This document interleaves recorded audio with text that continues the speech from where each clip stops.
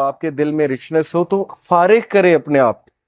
Time نکالیں اللہ تعالیٰ کے لیے، اور پھر دیکھیں آپ کے مسئلے کیسے حل ہوتے۔ کئی لوگ سے میں نے سنا ہے، ایک بھائی بہت مشکل سے گزرے تھے، 2 سال پہلے کا واقعہ ہے، اور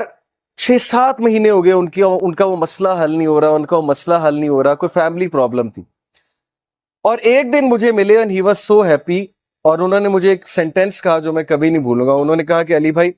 all it took was one تہجد، that's it۔ لیکن 6 مہینے مجھے کبھی ٹائم نہیں ملا، مجھے لوگوں سے ملنے کا ٹائم مل گیا، مجھے لوگوں سے کہانیاں سنانے کا ٹائم مل گیا، لوگوں کی سننے کا ٹائم مل گیا، لیکن تہجد کا ٹائم نہیں مل رہا تھا۔ all it took was one تہجد، اور میرا مسئلہ حل ہو گیا۔ تو امام شافعی رحمہ اللہ نے کہا کہ میکنگ دعا ایٹ دا ٹائم آف تہجد is like an arrow which does not miss its target. تو باقی یہ کہ اللہ دعا آپ کریں اور نہ ملے یہ ایک الگ بات ہے، ظاہر ہے اللہ تعالیٰ وہی دیں گے جو بہتر ہے، لیکن یہ سینٹینس یاد رکھنے والا ہے کہ all it took was one تہجد۔ تو اپنے آپ کو فارغ کریں، ٹائم نکالیں اللہ تعالیٰ کے لیے، یہ آپ کے ہی لیے بہتر ہے۔ اور پھر یہ حدیث، انس بن مالک reported the messenger of Allah صلی اللہ علیہ وسلم said، Allah Almighty said، حدیث قدسی ہے، O son of Adam, if you call upon me and place your hope in me, I will forgive you without hesitation۔ اگر تم ہوپ میرے سے لگاؤ گے، امید میرے سے لگاؤ گے، تو میں تمہیں معاف کروں گا، without any hesitation میں تمہیں معاف کروں گا۔ O son of Adam, if you have sins piling up to the clouds and then ask for my forgiveness, I will forgive you without hesitation۔ اور اگر تیرے گناہ آسمان تک جا رہے ہیں اور آسمان کی طرح پائل اپ ہو چکے ہیں، کلاؤڈز کی طرح، یعنی اتنے سنز ہو چکے ہیں کہ تم اسراف کر چکے ہو،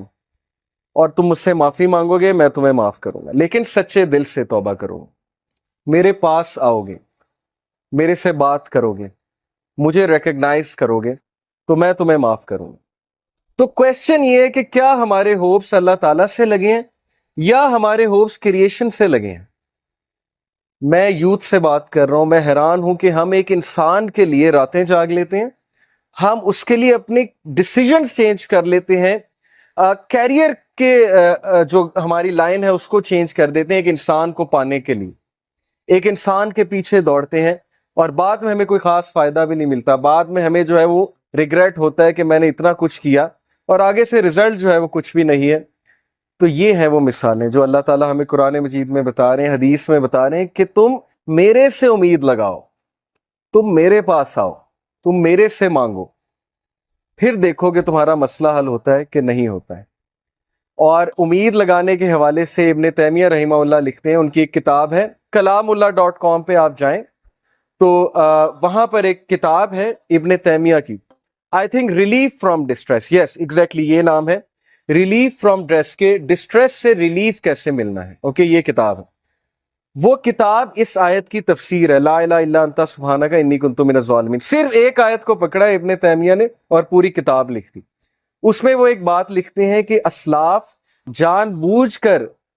یہ دعا کرتے تھے، یہ بھی ایک دعا تھی ان کی کہ ہماری دعائیں ڈیلے ہوں، ہماری دعاؤں کی قبولیت ڈیلے ہو۔ اب یہ ہمارے لیے، ہم جیسے لوگوں کے لیے جو دنیا میں بہت ڈوبے ہیں، بڑی عجیب بات ہے، ہم تو چاہتے ہیں یوں دعا قبول ہو، میں اللہ سے مانگوں اور چیز میرے سامنے ہو، چاہے وہ میرے لیے بہتر ہے یا نہیں ہے۔ اسلاف کہتے تھے کہ ہم جان بوجھ کے وش کرتے تھے کہ دعائیں ڈیلے ہوں، کیوں؟ کیونکہ جب بندہ دعا کر رہا ہوتا ہے اس کا تعلق ہی اللہ سے اور ہوتا ہے، تو وہ اس تعلق کو انجوائے کرتے تھے کہ ہم تکلیف میں ہیں، ہم کسی ڈسٹریس میں ہیں، بس ہم دعائیں کیے جائیں، تو یہ تعلق انہیں بہت لطف دیتا تھا۔ یہ ایک بہت ہائی لیول کی بات ہے۔ بتانا میں آپ کو یہ چاہ رہا ہوں کہ دیکھیں مصیبتیں آتی ہیں، مشکلیں آتی ہیں، انسان پر بہت سے فیزز آتے ہیں، اور اس فیز میں اگر اللہ سے آپ کنیکٹ کر جائیں تو یہ آپ کے لیے خیر ہی خیر ہے، اور اس فیز میں اگر اللہ سے دور ہو جائیں تو پھر یہ شر ہے بہت۔